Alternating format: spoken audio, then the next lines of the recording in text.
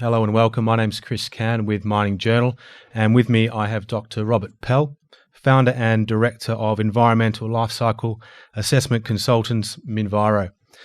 This is the second of a three-part series we're doing looking at the practical implications of targets that are being set in the industry at the moment, and it's part of our broader climate program. Rob, thanks for joining us. Thank you. We're looking at the technology space at the moment in a lot of the things that we're doing.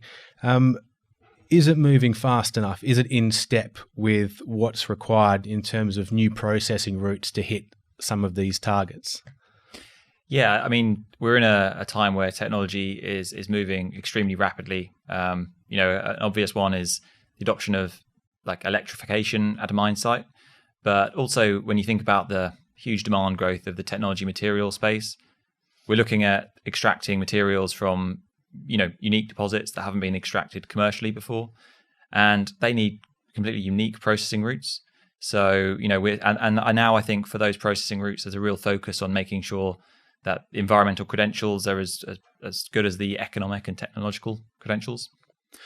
Is there some sort of almost opportunity in the fact that some of these minerals that haven't been processed before don't have established traditional processes, whereas some of the ones that, traditional metals that we've been producing and using for thousands of years actually have tried and tested and potentially ways that are difficult to move away from? Or am I being too glass half full? Yeah, I mean, there's established process routes, but those ones that have been established for 50, 100 years, they're probably there's been many attempts to try and improve them in terms of efficiency and environmental performance.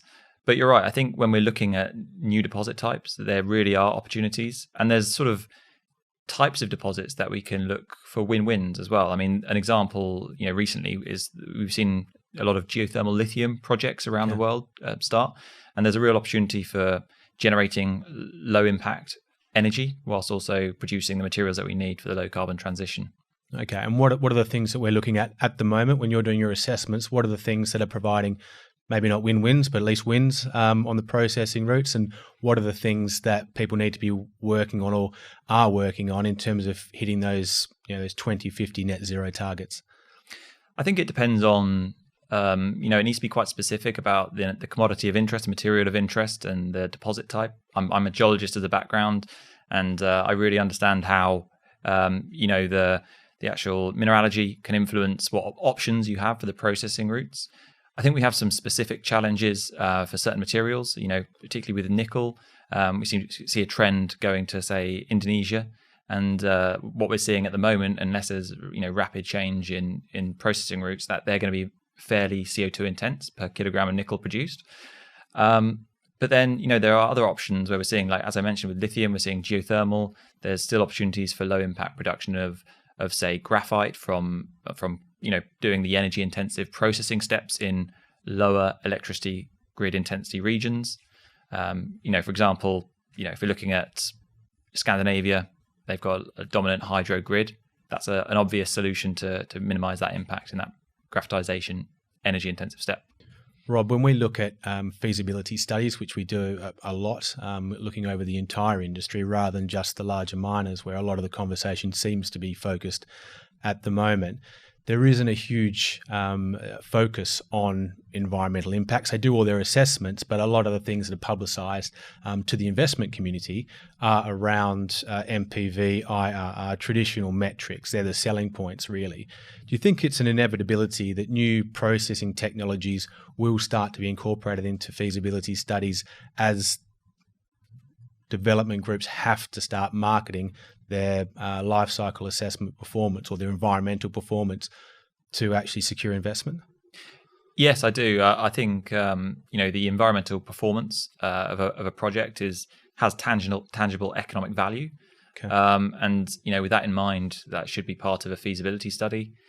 There's obviously a lot of conversation that could be had about how do we make sure that these approaches to measure environmental impacts are standardized and consistent across different companies. That's really important and follows the current requirements when you're conducting feasibility, like technical expertise and stuff like that. Who's responsible for driving that? This is probably slightly out of your remit and your technical expertise, but who would you say should be driving that in terms of are companies, are they going to take responsibility for doing those things properly and disclosing fully what they're up to, or do you think it needs to be a government regulatory process? I don't think there's it doesn't need to be 100% one way or the other. Okay. I think we're clearly seeing that there's a real traction in the industry moving to, companies, doing life cycle assessments themselves, paying it for themselves, and disclosing that to, say, offtake agreement provider, offtakers or investors, or even downstream purchases. So there's pressure on that side. I think it really, it would be out of my remit to say whether, how that gets fitted into technical reporting and feasibility studies. Rob Pell, thanks for your time. Thanks.